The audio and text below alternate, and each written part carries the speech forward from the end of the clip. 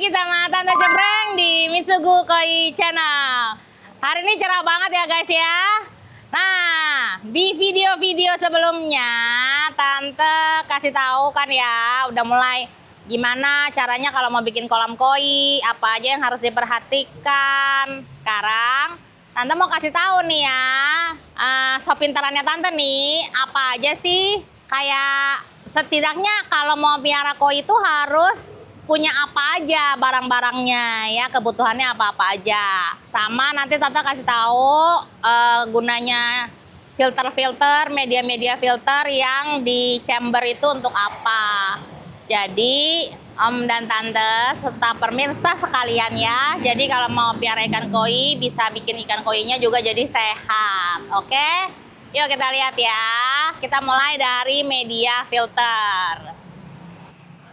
Nah, kita mulai dari media filter ya guys ya. Jadi kenapa kolam koi itu perlu chamber dengan media media filter yang bagus? Karena semua yang diproses di dalam kolam itu hasilnya dari chamber ya, dari chamber filter. Jadi filter itu ada dua jenis. Yang pertama itu adalah mekanis, yang kedua itu adalah biologis. Nah, mekanis itu gunanya apa? Dia untuk menyaring kotoran kasar paling pertama. Jadi biasanya yang bisa dipakai itu ini jurnal ya, jaring nelayan. Ini yang paling umum, yang harganya juga nggak terlalu mahal dan fungsinya juga bagus ya. Nah, ini dia dari chamber itu, dari kolam itu biasanya air masuk disedot sama pompa pertama kali itu ke chamber mekanis ya. Isinya bisa ini. Terus ada juga yang pakai ini Jepmet ya. Tapi Tante punya dari Korea. Ada yang pakai Jepmet. Terus bisa juga pakai brush ya. Yang kayak cuci botol itu tuh.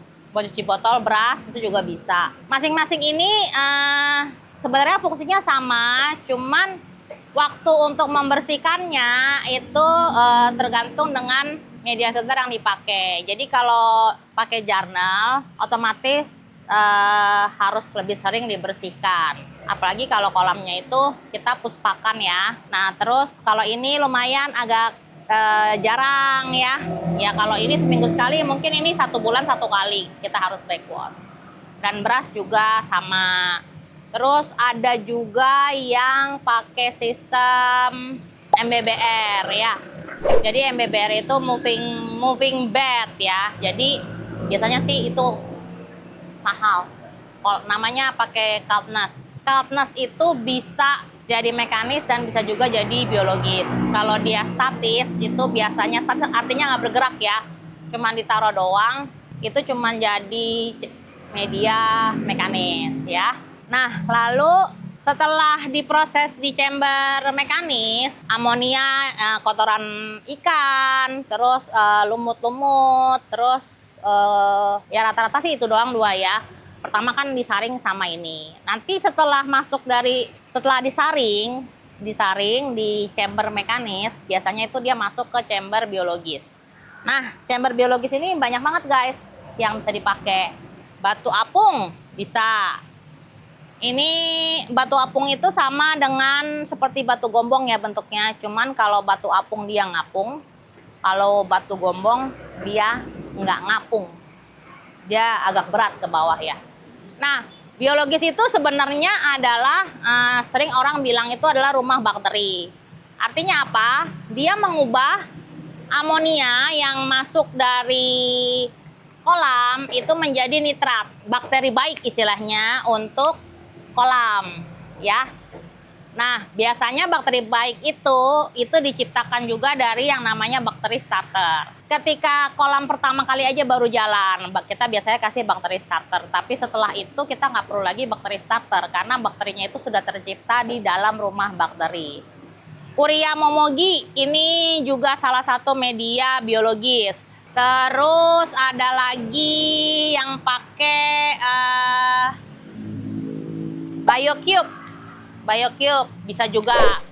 Ada juga yang pakai biobol, ada juga. Tapi kalau untuk kolam Tante saranin nggak pakai biobol. Terus ada juga yang pakai karang jahe sama oyster juga bisa jadi media mekanis, tapi dia lebih kepada untuk menjaga pH air.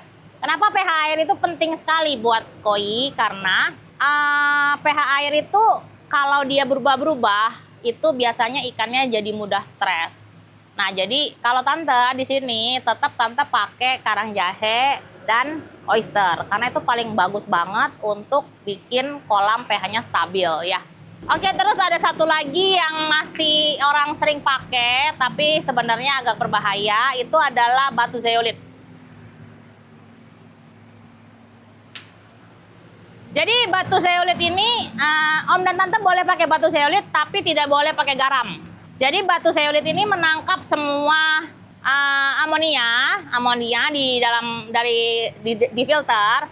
Tapi ketika dia dimasukkan pada titik tertentu, ketika dimasukkan dengan garam, maka batu zeolit akan mengeluarkan kembali bakterinya. Jadi ikannya bisa mati. Jadi bahaya untuk pakai batu zeolit. Jadi kalau mau pakai batu zeolit boleh, tapi tidak dianjurkan memakai garam. Ya. Itu. Nah, terus ya itu biasanya kita kalau bikin chamber itu minimal 1 mekanis, 2 biologis. Lalu yang 1 biasanya untuk chamber pompa. Nah, di chamber pompa ini isinya ya pompa. Lalu terus lampu UV. Lampu UV perlu atau nggak perlu? Tergantung. Ada yang kolamnya outdoor. Kalau kolamnya outdoor otomatis kan banyak sinar matahari. Nah, sinar matahari itu menghasilkan lumut. Lumut itu bisa dikurangi dengan adanya lampu UV. Nah, kebutuhannya adalah 1 ton air itu 4 watt. Tapi kalau tante sih biasanya tante pakai lebih besar lebih bagus supaya kolamnya juga jadi lebih oke. Nah, terus kayak apa tuh namanya? Oyster sama karang jahe. Terus seperti biobol itu juga bikin oksigen terlarut di dalam air semakin banyak. Contohnya ini ya. Jadi di kayak gini, ini tante pakai Momogi Korea ya sama BioCube. Kita pakai BioCube dari Main. Nah, ini dia itu bisa menambah oksigen terlarut di dalam air sehingga ikannya jadi lebih banyak oksigen selain dari waterfall ya. Terus habis itu ada juga yang pakai filternya itu sistem Vortex. Ada juga yang pakai. Kalau Vortex itu biasanya kolamnya besar ya. Nah, Vortex itu biasanya di chamber pertamanya itu dia pakai yang pakai brush. Lalu airnya masuk ke chamber Vortex, kosong, nggak ada apa-apa, diputer doang. Lalu nanti masuk lagi ke chamber yang lain gitu. Tapi untuk yang minimum yang terjangkau dan tidak jelek ya, bagus-bagus aja, cuma lebih sering suci yaitu janel, batu gombong, batu apung, terus karang jahe sama oyster. Oke. Nah, itu dari media filter. Sekarang perlu obat-obat apa aja? Untuk bikin minimal kita harus punya apa aja untuk ikan kita di rumah ya.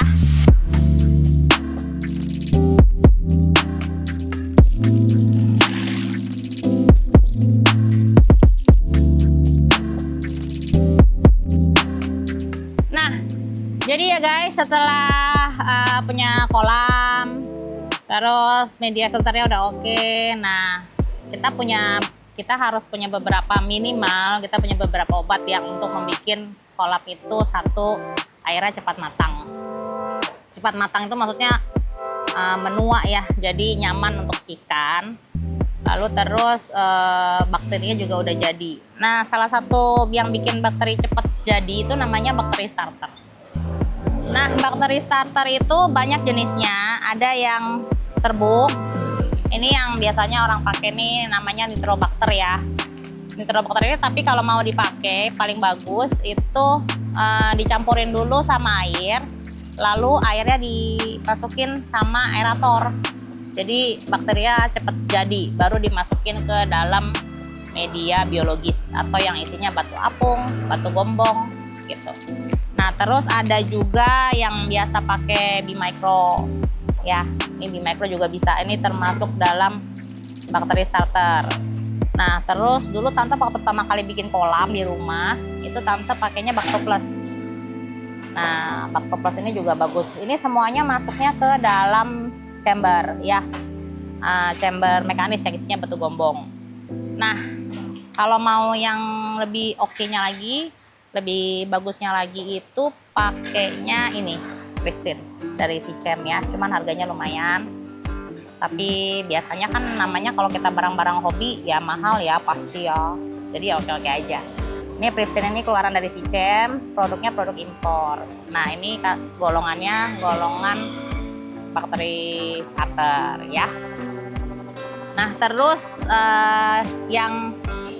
jadi ada yang bilang kalau obat dari semua ikan itu sebenarnya adalah garam ikan. Kenapa garam ikan? Garam ikan itu satu, dia membuat badan ikan itu nyaman. Jadi badan ikan itu akan berlendir kalau dia kena garam. Jangan takut ikannya jadi asin ya guys. Ikannya nggak akan jadi ikan asin sebanyak apapun garam yang kamu masukkan. Sebenarnya takarannya itu adalah 3. Kalau untuk maintenance, maksudnya untuk biasa aja, itu 3 ppm per ton air. Artinya 3 kilo per 1 ton air. Umumnya. Tapi kalau dia untuk pengobatan itu biasanya adalah 5 ppm per ton air atau 5 kilo per ton air. Ya, jadi jangan takut sama garam. Garam ini paling cepat untuk menyembuhin ikan, terutama kalau yang punya penyakit sleeping disease ya. Nah, sleeping disease itu obatnya cuma satu, cuma garam doang. Nggak perlu dipakai apa-apa, hanya pakai garam aja. Sleeping disease itu biasanya itu karena ikannya berubah iklim. Jadi misalnya ikan impor datang dari Jepang, belum terlalu lama di karantinanya, atau belinya dari dealer yang dari puncak atau dari mana. Nah, lalu air kolam kita itu suhunya masih lebih tinggi daripada kolam asal. Nah, itu biasanya pada tidur tuh ikannya. Nanti sebentar dia bangun, terus tidur lagi. Nah, itu obatnya cuma garam guys. Ini jadi kalau misalnya mau pertama kali mau punya kolam, yang paling penting itu ada garam sama ada bakteri starter. Nah, kalau sekarang tante udah nggak pakai ini semua. Karena apa? Karena tante punya kolam, medianya itu sudah bagus. Maksudnya bukan sudah bagus, sudah mateng. Jadi tante cuman pakai, yang sering tante pakai tuh cuman ini, Stability Pure. Nah, Stability Pure ini ditaruhnya di kolam, bukan di chamber ya, di air kolam.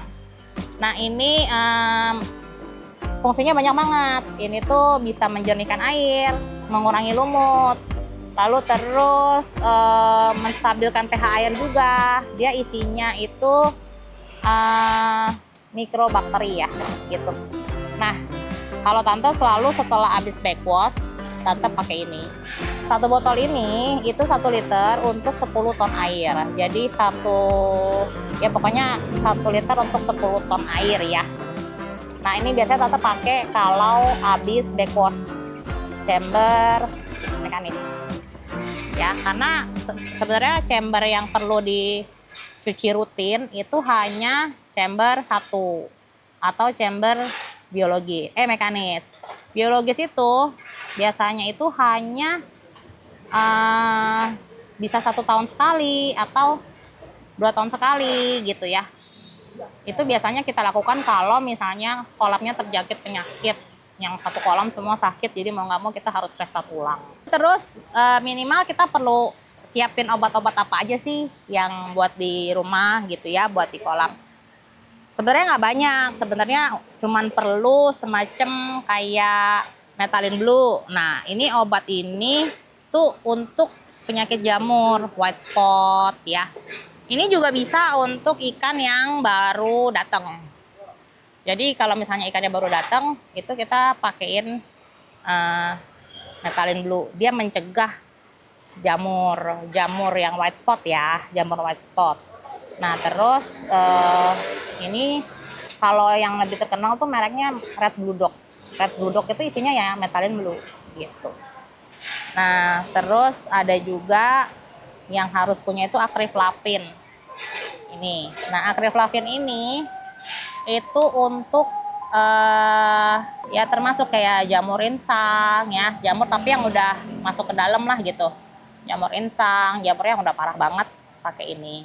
Jadi ada obat-obat ikan yang tidak efektif bila tercampur dengan garam. Nah, dua obat ini bisa dipakai untuk dicampur dengan garam. Artinya garam membantu obat-obatan ini diserap oleh tubuh ikan dengan lebih baik. Nah, ada juga garam biru. Garam biru ini itu gunanya untuk jamur tadi. Jadi isinya garam sama methylen blue, tapi konsentrat ya. Gitu. Lalu terus yang paling sering permasalahannya itu adalah kutu. Nah, obat kutu paling mujarab itu cuma dimilin. Dimilinnya ini masih dari Jepang ya. Jadi kalau misalnya nemu dimilin dengan harga yang sangat murah, hati-hati karena banyak yang palsu. Dimilin yang asli itu sekarang kayak gini bentuknya nih. Ya, jadi ada tulisannya Jepang semua. Takarannya itu adalah 1 gram per ton air. Hati-hati juga tidak boleh terlalu banyak, karena kalau terlalu banyak nanti ikannya metong. Nah, terus ada juga obat kutu yang dicampur sama makanan, sama pakan. Kayak kutu killer. Ada juga kutu blast ya, tapi kalau tante bilang kutu killer tuh lebih ampuh. Jadi kutu killer ini dicampur sama pakan 1 kilo. 1 botol ini dicampur sama pakan 1 kilo. Dan pakan itu harus habis dalam 1 hari. Ya, jadi kalau untuk pencegahan ini bagus banget. Jadi misalnya Om Tante 1 bulan sekali atau 2 bulan sekali itu kasih kutu killer ini. Jadi dicampur dengan pakan. Ya, jadi dicampur pakannya, terus jemur sebentar biar agak meresap, lalu dikasih ke ikan gitu. Nah, terus obat-obat lagi kalau misalnya ikannya kena Aeromonas ya. Aeromonas, terus jamur insang gitu ya. Nah, ada namanya obatnya oxytetracycline. Tetracycline ini isinya tetracycline ya, yang super tetra. Nah, super tetra. Tapi semua perawatan ini tuh harus di dalam kolam karantina ya. Jadi bukan di dalam kolam, harus ada bak karantina sendiri supaya lebih efektif. Nah, ini ada juga yang kalau panggil dokter hewan atau dokter ikan itu disuntik, namanya oxylin injeksi. Nah, ini untuk yang di air. Untuk yang di air kan kalau misalnya kita biasa umumnya susah ya kalau harus suntik-suntik, takutan juga nggak berani. Nah, itu terus ada juga yang suka ngelihat ikannya pop eye, matanya keluar. Nah, itu obatnya ini, ampicillin. Ya, ampicillin. Lalu terus satu lagi. Jadi kita kan kalau misalnya kasih bakteri starter, itu bakterinya itu makannya itu ada 2 dia makan. Antara dia makan E4 atau molase. Molase. Kalau tante nggak pakai E4, tante pakainya molase ya. Molase ini bagus juga kalau ditaruh di dalam air. Jadi ketika ikan yang puasa, ini tuh tetap manis-manis gimana gitu, ada manis-manisnya ya. Nah, ini biasanya ini si cempunya ya. Nah, si cempunya ini itu dipakainya kalau ikan baru datang, stress guard. Terus kalau ikan mau berangkat jauh juga bisa pakai stress guard. Pakai dikit aja. Walaupun harganya lumayan tapi jangka waktunya lama banget. Nah, terus kalau baru pertama kali punya kolamnya mau start, juga bisa pakai Conprime. Conprime ini itu untuk kalau pakai air pump itu kan ada klorinnya ya. Nah, ini semacam anti klorinnya juga. Terus ngubah residu-residu pada air ya. Jadi bikin kolam lebih sehat. Oke, jadi kalau misalnya ini kan banyak ya, jangan khawatir. Kalau misalnya punya kolam baru pemula, yang penting punya bakteri starter sama punya garam. Itu yang paling penting.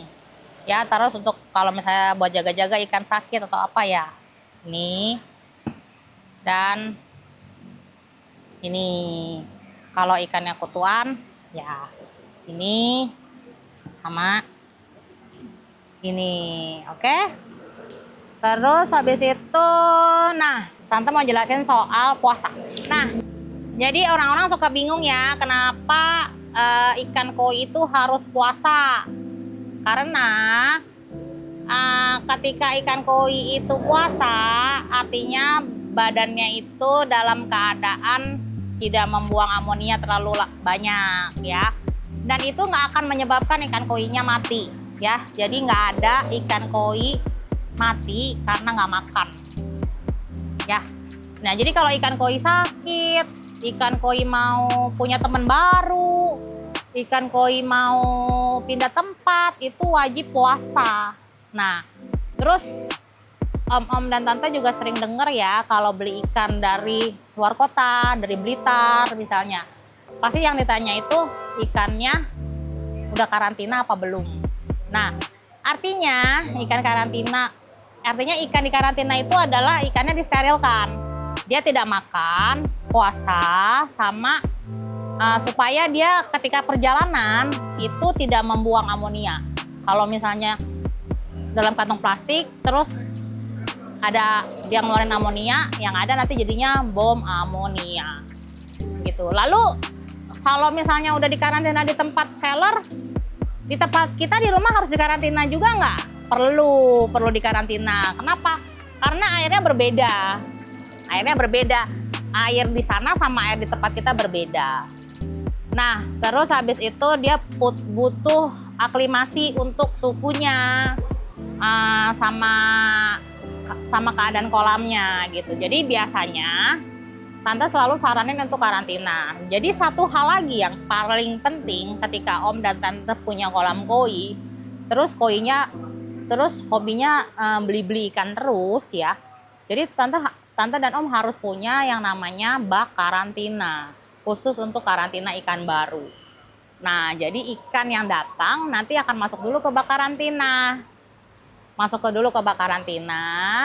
Nanti kurang lebih sekitar 5 hari. Kalau dia udah oke, om dan tante campurin air dari kolam tujuan ke dalam bak karantina selama kurang lebih separuh-separuh ya perbandingannya, separuh-separuh selama kurang lebih 1 atau 2 hari, baru ikan tersebut bisa dipindah ke kolam. Kalau om dan tante mau langsung masuk ke kolam bisa juga. Tapi sebelum ikan itu masuk, kolam harus puasa 1-2 hari. Lalu ikannya masuk, diaklimasi, lalu kolamnya juga harus puasa lagi 1 kolam, 3 hari. Ya, jadi mungkin kalau lagi puasa gitu, jadi mereka bisa ngobrol gitu ya, saling mengenal lah istilahnya gitu di dalam kolam. Baru dikasih makan. Jadi kenapa karantinanya 5 hari? Karena biasanya bakteri, penyakit apa itu biasanya muncul di hari keempat dan kelima. Nah, jadi om dan tante bisa lihat setelah 5 hari, kalau misalnya dia oke, tidak ada masalah apapun, dia baru bisa dipindahkan ke kolam utama atau kolam tujuan. Di kita juga sama semua seperti itu. Jadi kita ikan masuk kita taruh dulu di karantina, ikan dari panen empang kita taruh dulu di karantina, semuanya harus di karantina. Oke, nah sekarang tante mau bahas soal pakan.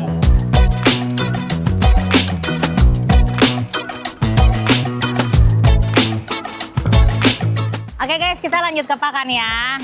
Salah satu faktor yang penting kan juga pakan ya. Nah, tante kasih tahu kesepintaran tante aja ya. Jadi semakin murah pakan yang kita kasih ke ikan, biasanya itu amonianya ikan akan semakin banyak. Secara umum sih sah-sah aja mau pakai pakan ikannya gimana, tapi biasanya kalau semakin murah itu biasanya kolamnya cepet keruh. Kalau cepet keruh artinya ya harus sering-sering backwash ya. Kalau di tempat tante sekarang sudah mulai pakai pakan yang impor ya. Kita pakai Nippon High Growth sama Nippon Balance, dan nanti kita akan coba pakai Nippon Giant Bone buat ikan-ikan indukan ya, biar makin bagus indukan kita. Nah, yang dijual semuanya kita jual ya. Nah, tapi kalau pakan, karena tante biasanya tuh kalau jual pakan itu orang kan pengen tahu dong ikan tante dikasih makannya apa.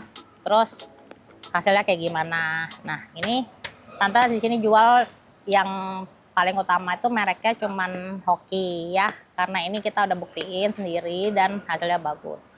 Untuk yang mau bertanya-tanya kenapa sih ada yang growth, terus ada yang color, ada yang with gum ya kayak gini ya. Nah, umumnya kalau yang growth itu ya pasti bikin pertumbuhan ikan untuk pertumbuhan ikan ya. Ini semi premium lokal tapi menurut Tante udah cukup bagus ya. Harganya juga nggak terlalu mahal. Nah, yang perlu dipahami adalah ikan koi itu kan bukan ikan konsumsi ya. Bukan ikan konsumsi. Jadi sebaiknya ada batas-batasan tertentu sama ikan koi untuk pakan, untuk nutrisi yang bisa diserap oleh tubuhnya. Nah, sebenarnya ikan koi itu hanya mampu untuk menyerap protein itu 35% maksimal ya. Nah, jadi kalau kita beli pakan color itu kan biasanya tulisannya high protein ya. High protein, terus ada juga yang merek KE yang proteinnya tuh lebih dari 40%. Ikannya cepat besar dan sebenarnya itu percuma karena lewat dari 35% itu tidak diserap oleh tubuhnya si ikan koi. Jadi kalau kasih pakan color itu tidak boleh 100% isinya pakan color. Pakan color itu biasanya tambahannya itu adalah spirulina ya, untuk menambah warna pada ikan koi. Kalau kita terlalu banyak protein atau terlalu banyak kasih pakan warna, 100% kasih pakan warna, itu biasanya tubuh ikan yang warnanya putih itu jadi menguning. Kalau manusia itu kayak sakit hepatitis gitu ya, lever. Nah, itu untuk balikin putihnya itu agak sulit. Nah, jadi kalau Tante punya ilmu kesepintaran Tante cempreng ini ya, itu biasanya saya kasihnya 2:1. Jadi kalau 2 kilo high growth, 2 kilo growth, campur dengan 1 kilo color. Nah, terus kalau wet gum tuh untuk apa sih? Wet gum ini biasanya formula yang berbedanya tuh ada namanya silkworm ya. Jadi dia ini memutihkan siroji. Jadi kalau ikannya kuning-kuning ya dikasihnya dikasihnya wet gum supaya sirojinya itu lebih bersih gitu. Terus ikan koi itu mengkonsumsi pakan itu berapa banyak sih yang biasanya yang normalnya?